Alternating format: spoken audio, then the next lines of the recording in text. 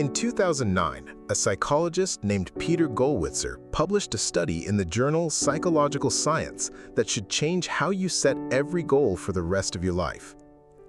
He studied law students who had committed to working harder towards becoming the lawyer they wanted to be. Some of them discussed that commitment out loud with a psychologist. Others kept it to themselves. Then he tracked what happened next. The students whose commitment had been acknowledged by someone else quit working sooner. Their motivation ran out faster, not slower. The ones who said nothing kept going longer.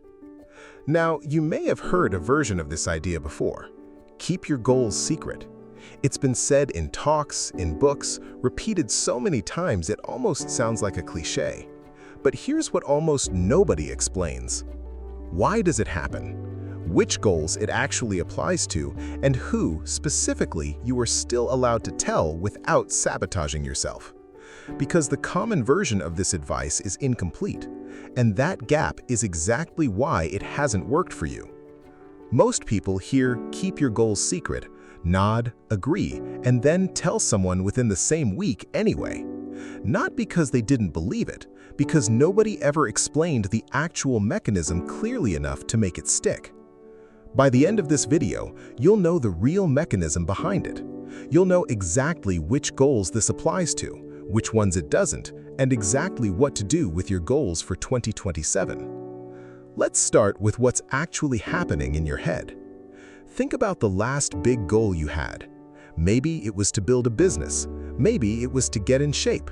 Maybe it was to save money, or leave a job that was draining you, or finally write that book. Now think about what you did in the first week. You probably told someone. Your family, your friends, maybe a group chat, maybe the whole internet. And in that moment, something inside you relaxed. It felt good. It felt like progress. But you had not done anything yet. You had only talked. Here's the part almost nobody says out loud. That relief you felt wasn't motivation. It was a substitute for it. Your brain got a reward for the goal before your hands did any of the work to earn it. This isn't a character flaw. It's not laziness. It's a wiring issue almost everyone shares. Picture someone who decides in early January to finally start their own business. They tell their partner. They tell 3 coworkers over lunch. They post a short update online, something like, "Big changes coming this year." 40 people like it. A few comment, "Let's go." For about 2 days, they feel unstoppable. Then, the actual work shows up. Research, rejections, a slow, unglamorous first draft of a business plan that nobody is watching them write. And the same person who felt unstoppable on day 1 is checking their phone by day 10, wondering why the fire went out so fast. It went out because they already collected the reward, the praise, the likes, the identity of the person who's finally doing something. They got that on day 1 for free before they'd done any of the actual work to earn it. But if you don't understand what's actually happening in that moment, it will keep happening year after year. A strong start, a loud declaration, and then, quietly, nothing. So what is your brain actually doing in that moment? Let's look at the mechanism. Gollwitzer's team called it a premature sense of completeness. When another person acknowledges your goal, your mind files it in part as already accomplished. Not fully, but enough to drain the urgency out of the actual work. Here is the sharpest way to picture it. Every "that's amazing, I'm proud of you" is someone bumping your arm while you carry a full cup of water across a room. Tell 10 people, and you've spilled 10 times before you've taken a single real step. One conversation might not ruin a goal, but most people don't tell one person. They tell everyone. There's a detail in the research worth sitting with. The effect was strongest in people who cared the most. The students who were most committed to their identity goal were the ones most damaged by announcing it. Not the least committed, the most. Read that again. The more this goal actually matters to you, the more dangerous it is to talk about it too soon. Now, you might be thinking of a counterexample. A fitness challenge you did with a group, an accountability partner who kept you honest. And you'd be right to bring that up, because those things do work.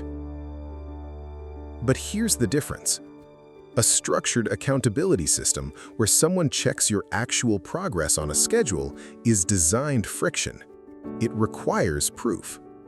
A casual announcement where people just say, "Wow, good for you," and move on is a dopamine shortcut. It requires nothing. One builds pressure toward action, the other releases the pressure that would have pushed you to act. Same words, completely different effect depending on what happens after you say them. Here's the part that surprises most people. It's not the goal itself that gets damaged. It's the identity behind it. When you tell someone, "I'm going to become the kind of person who runs every morning," part of your brain hears "become," treats the sentence as already true, and eases off pushing you toward the version of you that would actually have to earn it. So if talking too early can quietly sabotage the goal, what's the alternative? Not silence for its own sake, something more specific than that. Here's the shift. Your goal is not a performance for other people to react to. It's a private agreement between you and the person you're trying to become. And there's one type of person you're still allowed to tell. I'll come back to exactly who that is in a minute, because getting this wrong can sabotage you almost as badly as posting online. For now, understand this. The people who actually transform their lives are rarely loud about it beforehand. They go quiet for months. Then, one day, you see the result.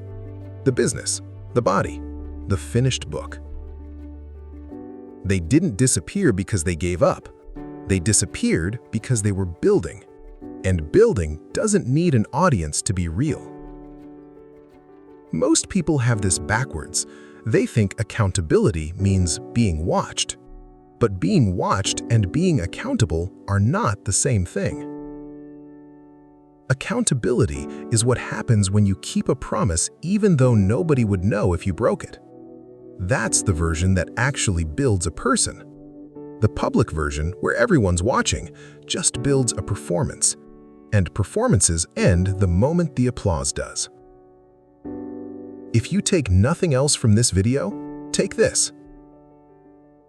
The goal that matters most to you is the one you should talk about the least, until it's finished, or at least until it's real enough that talking about it can't shrink it anymore. So here's what to actually do differently in 2027. First, write the goal down, but only for yourself. A private note, a journal, a document no one else opens.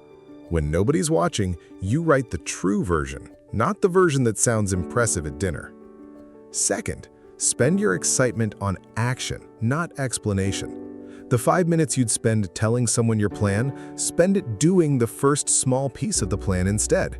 Send the email, open the notebook, do the first rep. Third, here's who you're still allowed to tell. Not a group chat.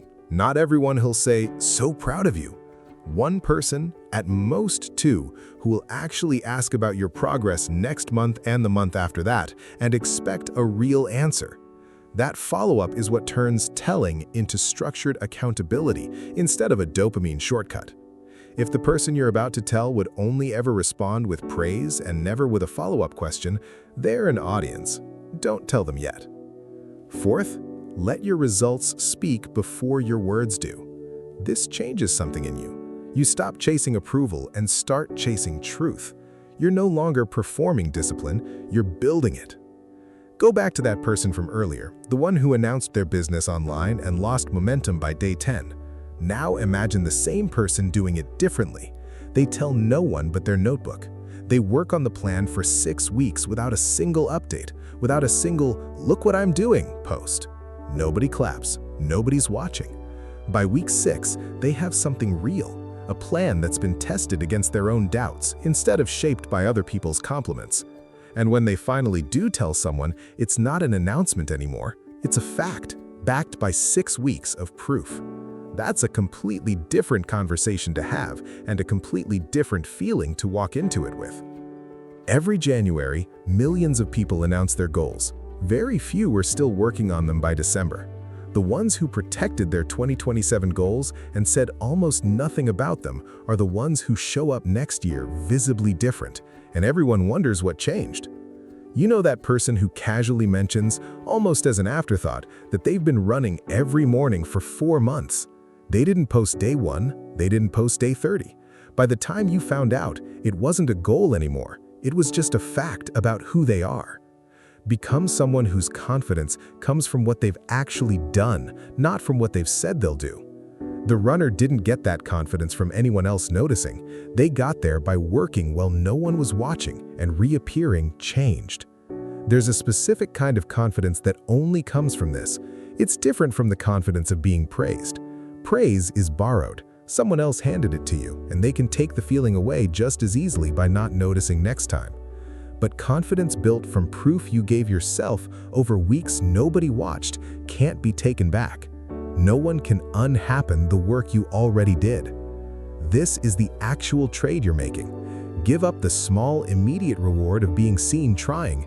In exchange, get the much larger, much steadier reward of knowing, without needing anyone to confirm it, that you are someone who finishes what they start. A year from now, you could be that person. The one who mentions it as an afterthought, because by then, it's just a fact about who you are, not a goal you're still chasing applause for. At the start of this video, you learned something uncomfortable. That talking about your goals too early can drain the exact energy you need to reach them. Now you know why. A premature sense of completeness, strongest in exactly the goals you care about most. And you know what to do instead. Write it down for yourself first. Act before you explain. Choose one real witness, not an audience. Let the results talk when they're ready. Think about where you started this video. Maybe you clicked on this because part of you already suspected that all your talking, all your announcing, all your New Year, New Me posts weren't actually moving you forward. Now you know why. And now you know it wasn't a flaw in you, it was a gap in what you understood. That gap is closed now. So here's your one action for today. Open a private note. Write down your real goal for 2027 in your own words for no one but you. Then don't post it. Comment below with how many people you've told about your goal, not what the goal is. Let's see how many of us are already spilling the water. A year from now, someone is going to look at your life and ask what changed. You don't owe them the story in advance. You only owe yourself the work. The goals you protect in silence are the ones that survive long enough to become real. Keep it private. Let the results speak first.